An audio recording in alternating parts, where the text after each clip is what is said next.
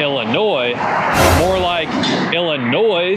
Speaking of noise, this interstate is noisy. Gee, you think? Oh, yeah, okay. Well, in this video, we're going to go over the 10 most dangerous cities in Illinois. Just like any state, Illinois is going to have 10 cities that stand out as being the most dangerous. Let's see what's behind door number 10.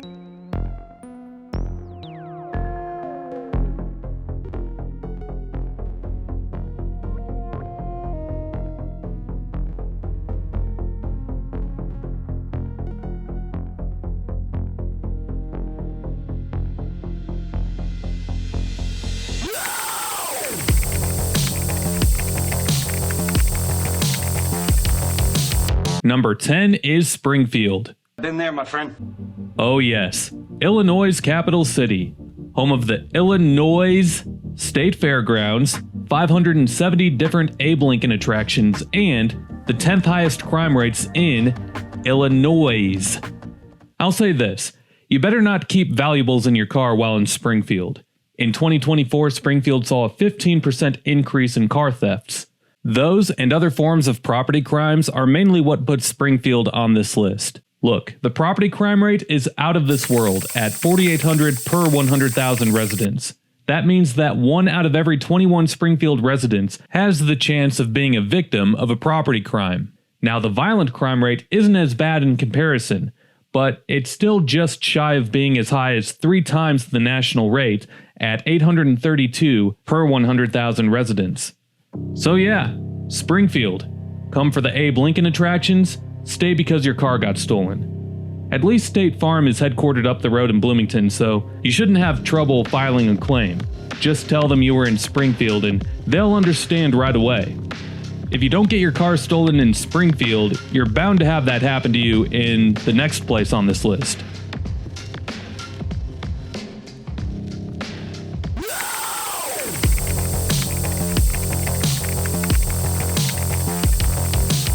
Number 9 is Carbondale. Is that even a real place? Yes, very much so. Carbondale's identity is all wrapped up in the University of Southern Illinois, or USI. What up, Salukis? It's a fairly large school with an enrollment of over 10,000 students, but really, that's the only good thing about the town. Look, if you're a student here, you're better off staying on campus or in the immediate surrounding neighborhoods because this town has a crime problem, okay? The violent crime rate is 856 per 100,000 residents, while the property crime rate is over 3,500 per 100,000 residents. Oh, how scary. Not. You know what? Fine. Let's see what's been going on in Carbondale these days. These are all headlines within the past 6 months from the time that I uploaded this video. From the Daily Egyptian, how the Carbondale community is collaborating to combat crime. From Carbondale's own WSIL TV, juvenile suspects in Carbondale shooting face charges, 1 hospitalized. From KBSI Fox 23 out of Cape Girardeau, Missouri, which isn't too far from here. Carbondale Police Department launches special unit to address violent crime. Another from Carbondale's own WSIL TV. Police respond to shots fired in Carbondale. 1 person in custody. When a city's own police department launches its own special unit to address violent crime, when the local newspaper writes an entire article about how the few but prideful and powerful in town band together to combat crime, I think that's saying something. You know? I think that says something. I don't know. Maybe it's just me. Or maybe Carbondale has some real issues. Just maybe. It's unfortunate to see a college town on this list, but it is what it is. You'd hope that college towns would have a youthful vibe, a thriving downtown, a modern look, and, oh, I don't know, a safe community, but nope, not Carbondale. Well, the next place on this list isn't a college town. Far from it, actually.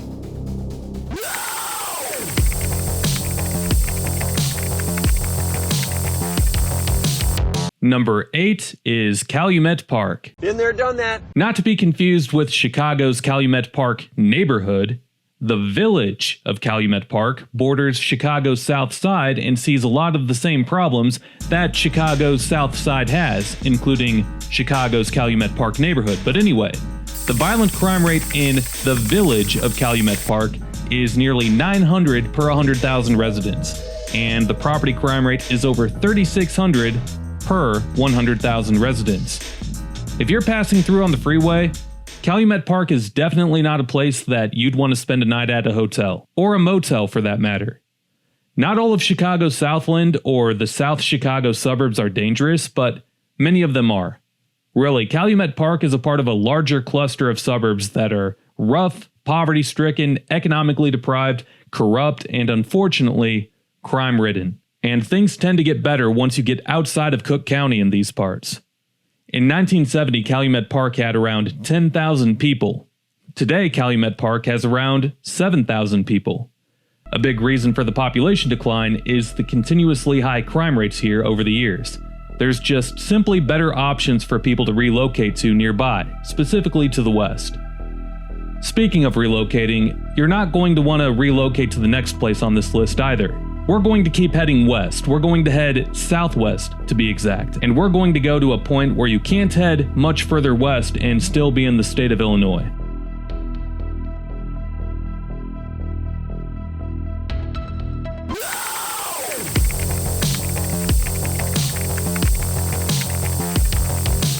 Number 7 is Alton. Never heard of it.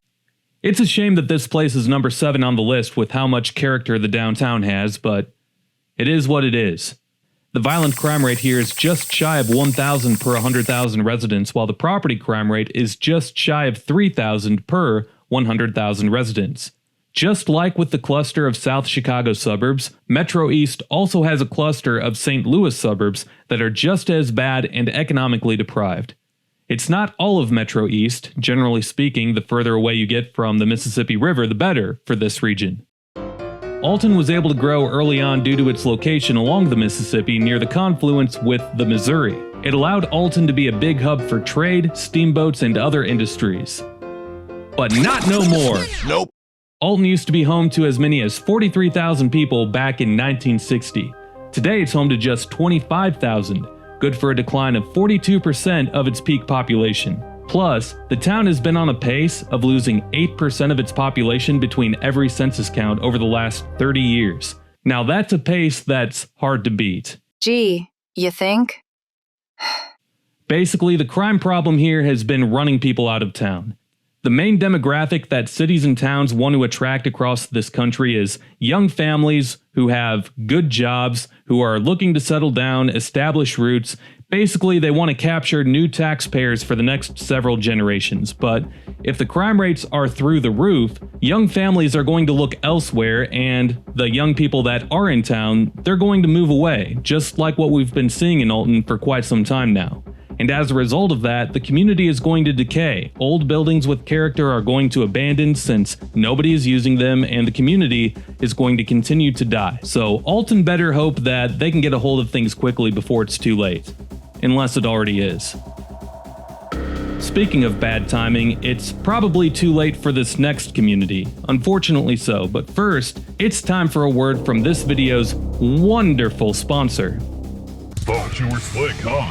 Guess not, but don't worry. Call Wallside Bail Bonds at 555-5555 and we'll get you out of the slammer in no time. That's Wallside Bail Bonds. We ask you to keep breaking the law and help keep us in business.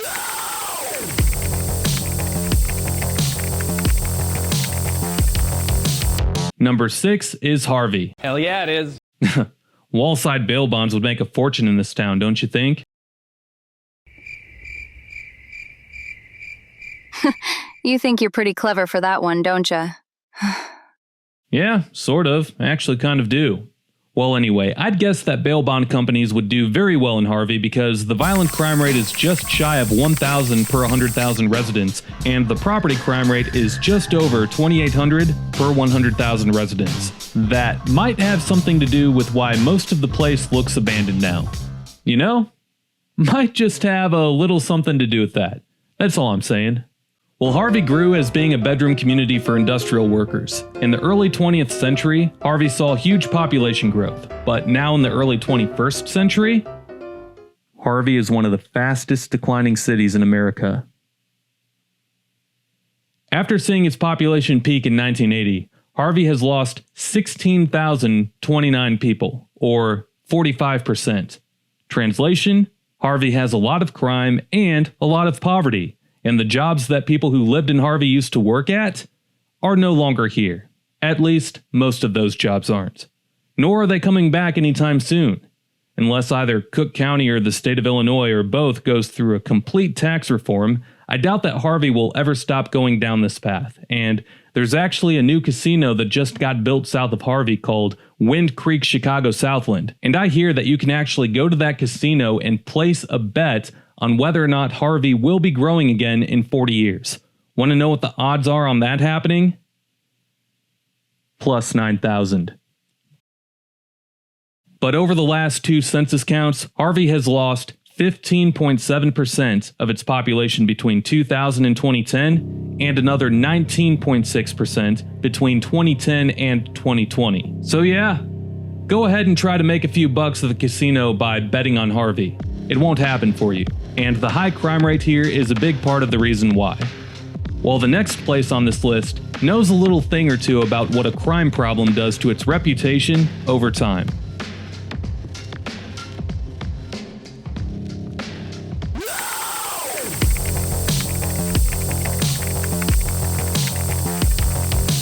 Number 5 is Rockford. Duh. Considering this place's reputation, like me, a lot of you probably thought that Rockford would have been a little bit higher on this list. Just further proof that you have no idea what you're talking about.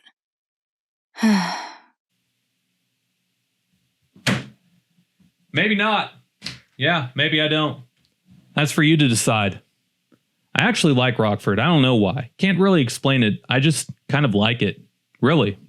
Rockford saw a huge industrial boom in the early 20th century thanks in part to its close proximity to Chicago and, of course, the railroads. It was known as the Screw City. Winning. As the abundance of hardware manufacturing made Rockford a worldwide leader in that sector. But not no more. Nope. Over the years, Rockford's economy declined, unemployment and poverty became more common among the residents, and for at least a few decades now, Rockford has ranked really high in violent crime in Illinois. The violent crime rate here is nearly 4 times the national average at 1,130 per 100,000 residents, while the property crime rate is closer to the national average at 2,600 per 100,000 residents. A few hundred more stolen vehicles, and Rockford might have ranked higher on this list. Someone should have stole your car when you were there. But instead, it's only in 5th place, which means that Rockford residents can all band together and march down State Street in a grand celebration for only coming in 5th place. I mean, I really think they should do that. That would be a great thing for community pride. Well, next up on this list is a place that might not have made this list 10 or 20 years ago, but these days it's found its way inside the top 5.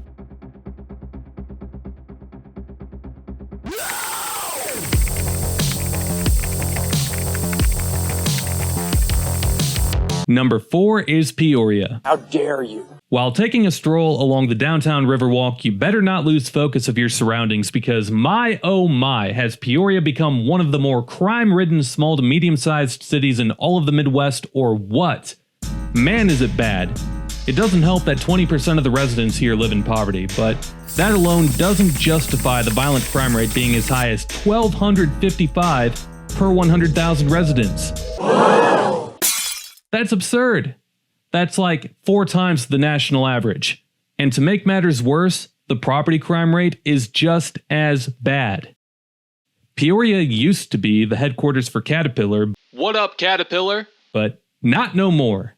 The company up and left for the state of Texas, and while there still are Caterpillar jobs in the area, the company doesn't have near as much of a positive effect on the local Peoria economy like it used to. And not only is it the city of Peoria that's been declining, but all of Peoria County has been declining too. The region has lost 20,000 residents overall since 1980. In the city proper, the high crime rates are a big reason as to why. And they better hope that they can fix things soon before the decline continues on and on and on for generations to come. Well hey, really quick, as if you like this type of video, don't forget to like this video and subscribe to the channel. If you don't, your job is going to give you this ultimatum: either transfer to Peoria and take a pay cut, or leave. Look, we all know that karma is real, and I'm pretty sure that you'd rather have that not happen, so just like the video already. Just do it! Thanks.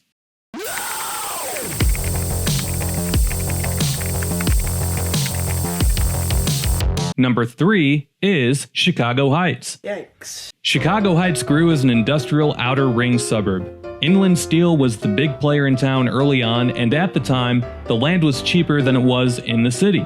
Railroads connected it to the city, and everything was set up perfectly for it to be an industrial powerhouse. But then it collapsed. Jobs went away, lots of people left, crime went up, and poverty went up. Sure, there's still some jobs in the area, the Ford plant is still in operation, but take a look at Chicago Heights downtown and tell me that this is a place that you'd want to be.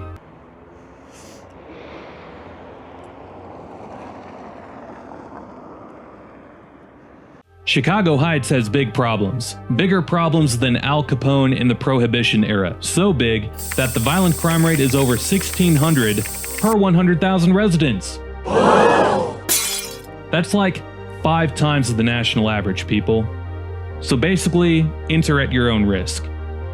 Pretty much the entire east side of town is empty now, so that actually might be the safest part of town anymore. Unless it isn't. The poverty rate in town is 25%, and the population has declined by nearly 50%. A loss of about 6,000 more people, and it'll be 50%. It's not a matter of if that will happen, it's a matter of when. That being said, it's almost impossible to think that there could be 2 places that are higher than Chicago Heights on this list. But it's true, so let's see what's behind door number 2.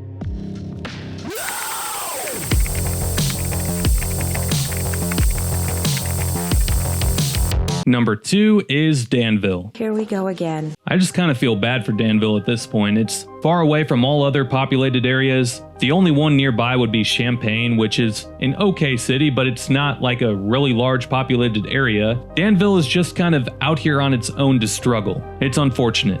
And it does have the second worst crime rates in the state of Illinois. It is what it is. Initially, Danville grew off of the coal mining industry before transitioning into the manufacturing industry. General Motors used to have a huge operation in town, but not no more. Nope. These days, the poverty rate is 25%, meaning that 1 out of every 4 Danville residents lives in poverty. Nice work, Captain Obvious.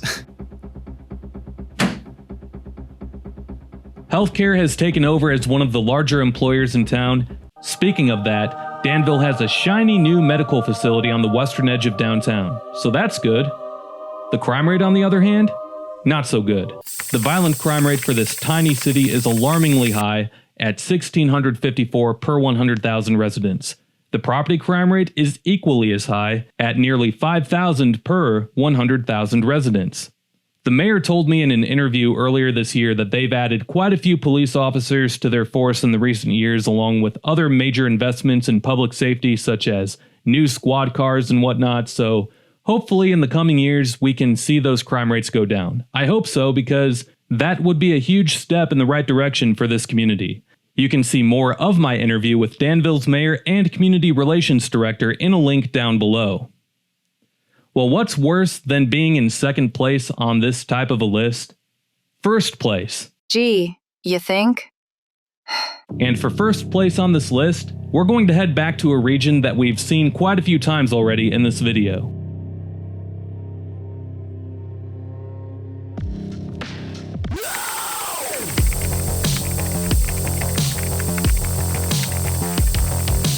Number 1 would be Sauk Village in Fort Heights. Never heard of it. Well, now you have. Sauk Village and Fort Heights are neighboring South Chicago suburbs. Neither place has a strong backstory, like there's not much history in either city, as both were developed as bedroom communities or suburbs, really. Fort Heights was always a poverty-stricken place from the get-go. At the time of this photo, or maybe a little bit before, it was called Park Edition, and then around this time it was renamed to East Chicago Heights. Then when the Ford plant got built, they changed their name to Ford Heights, hoping to have the Ford plant set up shop in their village rather than Chicago Heights, but that didn't happen, so the name Ford Heights has stuck around ever since. Well, things got really bad here in the 1970s when the state built several Section 8 housing projects in Ford Heights, which brought in gangs from inner-city Chicago, and with that came a massive drug and crime operation. The police were paid off by the gangs to not interfere, and people from all over Chicagoland would come to Ford Heights for drugs. These days, most of the Section 8 housing is still here. It's just abandoned, sitting here and rotting away. The people that I've talked to from the area say that most of Ford Heights residents moved to the neighboring Sauk Village, which continues to be a poverty-stricken, economically deprived community, though not to the extremes of Ford Heights in the 80s and 90s. We get it. Can you, move on with the story? Ford Heights today is too small to collect accurate crime data, and it's almost impossible to find, but Sauk Village has a violent crime rate that is nearly 7 times the national average. The property crime rate is actually below the national average, and something tells me that the true crime rates for Ford Heights are around the damn same. Honorable mentions for this list includes East St. Louis, which many of you probably are surprised that it didn't make this list. Makes more sense though when you realize how there's basically nobody left there. Hard for people to commit crimes when there's no people and no businesses. You know? Just saying. Look, the violent crime rate in East St. Louis is actually in the 700 per 100,000 range, while the 10th place Springfield is in the 800 per 100,000 range. And as we all know, East St. Louis was a lock in the #1 spot on this list for many, many years not that long ago. Other honorable mentions includes Cairo, Dalton, Mount Vernon, and Chicago. I can totally understand why some people think Chicago should be on this list, but I put this list together like a robot going straight off of the crime data, which is measured per capita. I picked a lane and I stayed in it. This list wasn't put together by quantity, so even though Chicago has seen more homicides in its own city limits than any other city in the country for about a dozen straight years, the per capita crime rate puts it much lower than many other cities. Well anyway, there you have it. Those are the most dangerous places in Illinois. Let me know what you thought in the comments. I'm definitely expecting a lot of, oh, Chicago should have been #1, and stuff like that. Anyway, let the discussion begin. We'll see you in the next video. Peace.